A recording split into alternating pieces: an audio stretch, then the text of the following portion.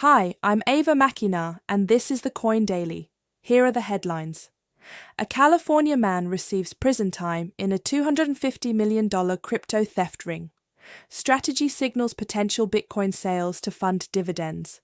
Coinbase cuts about 700 jobs in an AI restructuring. In other news, XRP Ledger handles a tokenized US Treasury redemption across borders. Ethereum approaches a breakout area as ETF inflows build. We begin with this. A federal court has sentenced 20-year-old Marlon Ferro of Santa Ana, California, to 78 months in prison for his role in a crypto theft conspiracy that stole more than $250 million from victims across the United States. According to the case, this was a coordinated operation, not a one-off hack. Ferro pleaded guilty to racketeering conspiracy after a scheme that used hacks, stolen data, fake phone calls, and other social engineering tactics to break into accounts or convince victims to hand over credentials. When that failed, Ferro was sent to steal hardware wallets directly. The conspiracy ran from late 2023 into early 2025. Ferro will also serve supervised release and pay restitution. What makes this case stand out is the escalation. Crypto theft did not stop at phishing links and account takeovers. It moved into real-world targeting, where stolen information could lead straight to a person, a device, and the assets inside it. Now to strategy and signals, it could sell Bitcoin to help fund dividends. Strategy, the company known for amassing the largest corporate Bitcoin position, is signaling a notable shift in how it may use its Bitcoin holdings. On the first quarter earnings call, Executive Chairman Michael Saylor said the company would probably sell some Bitcoin to fund dividend payments. That marks a clear change in tone from the company's long-standing approach of holding Bitcoin indefinitely while raising funds through stock and preferred securities. The numbers set the context. At the end of the quarter, Strategy held 818,334 Bitcoin, bought at an average of $75,537 per coin. But with roughly $1.5 billion in annual dividend obligations, the company's fixed payouts now pose a strategic funding question. Can it meet its commitment to shareholders in cash without tapping part of its Bitcoin position?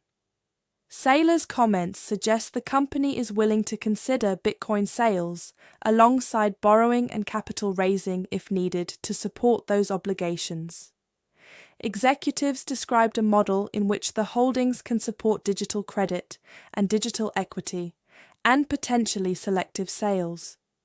The company isn't backing away from its pro-Bitcoin thesis, but it is acknowledging that meeting dividend commitments could involve selling some Bitcoin rather than relying only on external financing.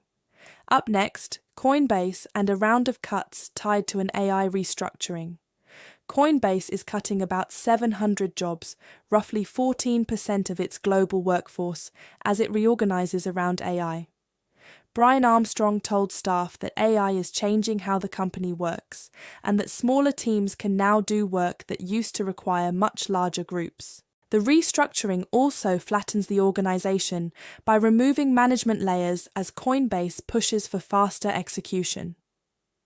The company expects $50 to $60 million in restructuring charges, mostly in the second quarter. The bigger takeaway is not just lower costs. Coinbase is signaling that a major crypto firm now believes it can run leaner, automate more of the work, and rely on fewer people to do it. Now we turn to XRP, with the XRP Ledger handling a tokenized US Treasury redemption across borders. Ondo Finance, Ripple, MasterCard, and JP Morgan's Kinexys unit have completed a cross-border, cross-bank redemption pilot involving a tokenized US Treasury fund on the XRP Ledger. Here's what settled. Ripple redeemed part of its holdings in Ondo's OUSG fund, a tokenized short-term US Treasury product issued on the XRP Ledger. MasterCard's multi-token network carried the payment instruction across networks, And JP Morgan's Kinexys platform delivered dollars through bank rails to Ripple's bank account in Singapore. The transaction settled in under 5 seconds and took place outside traditional banking hours. The mechanics are the key part of the story. Rather than keeping the transaction entirely inside a crypto system, the test linked a tokenized treasury on a public blockchain with conventional cross-border bank settlement. That matters because redemption is the hard operational step, turning a tokenized claim on a treasury fund back into bank money that can move between institutions. This pilot shows how the handoff worked across the blockchain and banking layers, with each participant handling a distinct part of the process. And turning to Ethereum nears critical breakout, Ethereum is approaching a breakout area as ETF inflows build.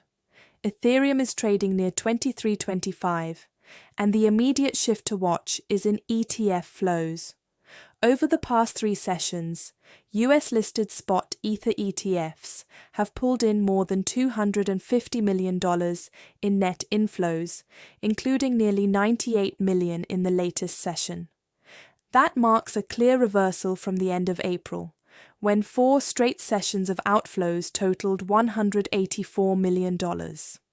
So heading into the chart, the setup is straightforward.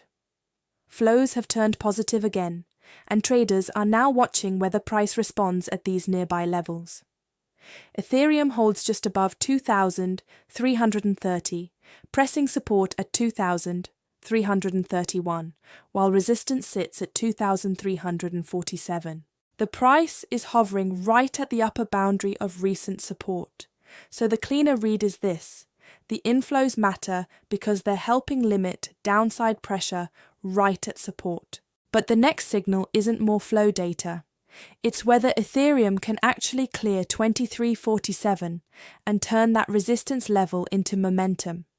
Ethereum nearing that critical breakout zone as ETF inflows build is what sets tomorrow's tone.